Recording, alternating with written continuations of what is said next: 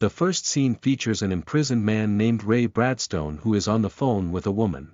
At the same time, another prisoner arrives and begin interrupting the conversation. Ray tries to avoid conflict, but when the prisoner keeps on blabbering, he takes action with a single punch to the face and he knocks him out. A few days later, Ray is finally released from prison after serving a 7-year sentence. Before leaving, he hands some books he has been reading to the prison warden. Shortly after, a man named Philip LaRue arrives in his nice car and invites Ray to join him to rob a bank. It's revealed that Philip was his accomplice in the crimes he committed in the past. Philip tries to convince him to join him in another robbery and also offer to give him a ride in his car. Hearing all this, Ray comes to a halt and expresses his desire to drive the car. Thinking Ray is convinced, Philip let him get into the driver's seat, but Ray drives away leaving him behind. When he gets to his place, he keeps looking at a picture of his wife and daughter, hoping to see them soon after spending a long time in prison. He now decides to become a better person and give up all his bad habits. The next day Ray goes to see his wife Lynn Bradstone and his daughter Sally Bradstone.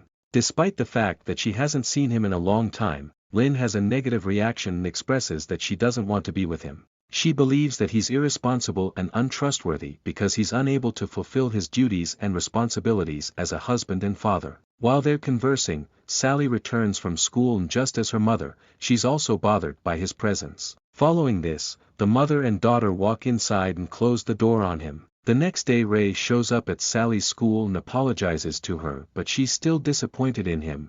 He tries to persuade her that he has changed for the better and that he will always be by her side from now on.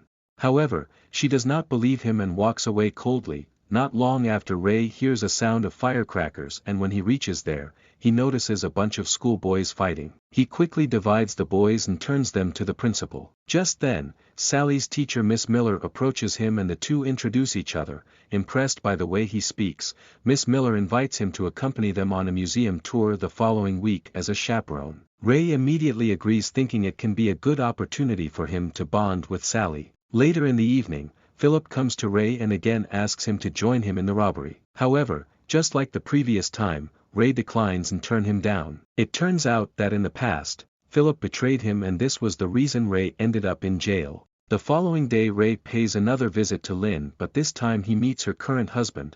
The two kiss right in front of him, making him upset. After a while, Ray again tries to persuade her that he'll make his family happy. However, Lynn claims that he won't be able to change anything because he doesn't even have a job. Recognizing that he needs money, Ray visits several organizations in search of a job but gets rejected almost immediately because of his criminal record. He becomes more frustrated when he discovers that his apartment is on fire. With nothing else to do, Ray reluctantly decides to join Philip's team in their plan to rob a bank. In the next scene we see Ray, Philip and other two friends named Goldie and Dale driving toward the bank. On their way, Goldie doesn't stop blabbering, so Ray explains that the only thing he enjoyed about prison was being away from all of them. When they arrive at their destination, Philip and the other two put on their masks and break into the bank while Ray is instructed to wait in the car for them. While waiting, Ray happens to notice Sally and her classmates boarding the bus for the museum tour. He then thought about the quality times he spent with her in the past. These pleasant memories make him realize that what he's doing now is wrong, and as a result he gets out of the car, tosses the keys into the bushes and walks away. Following this, he boards the bus with the students and serves as a chaperone for their trip. When Sally notices him, she becomes angry and asks him to get off. However, he ignores her, believing that if he leaves, he will lose his daughter forever. On the other hand, Philip and the gang robbed the bank and rushed to the car with money, only to discover that Ray has gone and the car keys are missing. Left with no choice, they run away in an attempt to avoid being apprehended. However, Dale runs in the direction of the school bus, causing him to trip over and drop the money bag. Scared about being caught, he leaves the bag and runs away. But just after a while, some policemen apprehend him and take him away. Meanwhile, Philip and Goldie steal a car in order to flee, and while driving they spot Ray on the school bus. Enraged at the betrayal, they start pursuing him, but to their bad luck they accidentally get hit by a truck. Philip then contacts the school and somehow manages to obtain information about where the school bus is heading. Elsewhere, Dale regains consciousness and finds himself in the hospital. Soon after, two police officers confront him and demand information about the robbery as a whole. After the interrogation, the police learn that the money bag is in a school bus that was parked nearby. In the next scene, Ray and the students finally arrive at the museum, but sadly they learn that the tour guide who was supposed to accompany them is not feeling well. Refusing to let his daughter get bored, Ray decides to volunteer as your guide and take the students around the museum. He appears to be knowledgeable about museums and animals because he's read a lot of books on it in prison, while dealing with the students. Ray notices Philip and Goldie in the museum, so he tells the students to hurry back to the school bus. He also activates the fire alarm, prompting all visitors to rush outside. After this, when no one is looking, he confronts the two in the restroom and beats them up. Then he explains that he has changed his mind and no longer wants to be involved with them. Following this, Ray drives the students to the next location of their study tour. After they arrive at their destination, he waits for them to get off and then searches the bus trunk. Surprisingly, he finds the bag containing money. At first greed sets into his mind and he thinks of keeping it, but soon he remembers his family and decides to return the money in order to put an end to this ordeal. He calls Philip, who's standing across the street, and heads towards them with a money bag, but at the same time, the police arrive, prompting the thugs to flee. Philip and Goldie suspect that Ray was trying to set them up, so they decide to request the assistance of a Mexican mafia gang to track Ray down. The same afternoon, Ray and the students drive to their hotel and Miss Miller instructs them to quietly settle into their rooms. Just as they arrive, Ray takes the money bag and enters his room.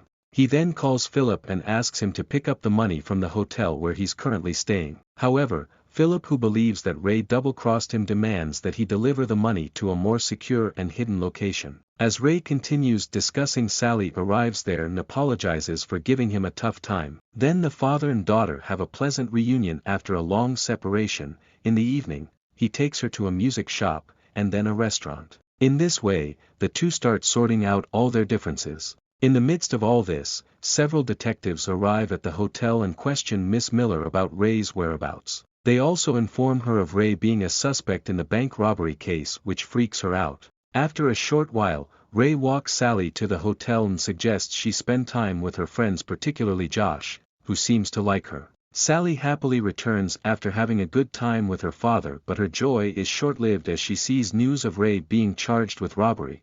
Enraged, she confronts him right away, claiming that she made a mistake trusting him again, but Ray is not ready to give up on his daughter so easily. He tells her everything that's going on, and this finally calms Sally down. At that moment, Ray notices the detectives nearby and realizes that he is a target, so he asks that Sally bring the money bag from his room.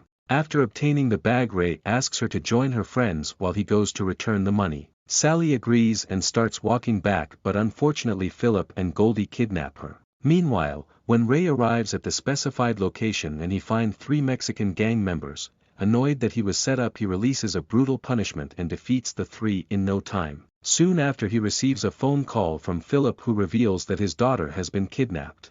Enraged, Ray warns him not to hurt Sally or it'll end badly, but Philip is unfazed and instead he summons Ray to a secret location to make the exchange. Wasting no time, Ray hails a cab and heads to said location. Before getting off, he hands some cash to the taxi driver, instructing him to drive away as soon as Sally gets into the car. As per the plan, Sally successfully escapes and returns to the hotel with her friends, but realizing that her father is in danger, she decides to assist him. She requests help of 3 of her male friends, Josh, Simon, and Benny. Simon uses his iPad to track her father's phone, while Benny distracts the detectives with firecrackers, allowing them to sneak out of the hotel. On the other hand, Ray is restrained in a chair by Philip and Goldie because he has duped them with a phony bag painting doll. Philip beats him up and demands to know the location of the money bag, but Ray remains silent. A few moments later, Sally and her friends arrive at the location and divide themselves into 2 teams, one distracting the criminals with firecrackers and the other untying Ray. In the midst of all this, Ray contacts an acquaintance, a radio announcer who broadcasts the voice recordings live. Eventually the police as well as Lynn hear the broadcast and rush to the crime scene. Soon after, Philip and Goldie hold Ray and the students at gunpoint. Philip, who's unaware that their conversation is being recorded, openly admits that Ray is completely innocent, and that they only wanted to take advantage of him. The two are about to shoot them all, but at the same time, the police arrive and apprehend the 2 criminals. Finally, Ray is declared innocent because he was on the bus with the students when the robbery occurred. Not long after, Lynn also arrives and gets relieved when she discovered that her daughter is fine, but she slaps her ex-husband for endangering the children's lives. Ray doesn't react, all he said is, "I am a changed person now." In the final scene, Ray is at the radio station when he receives a call from Philip asking for his advice on how to adjust to life in prison. Ray mentions the 3 essentials: confront it, be truthful, and sleep with the bag against the wall. Thanks for watching.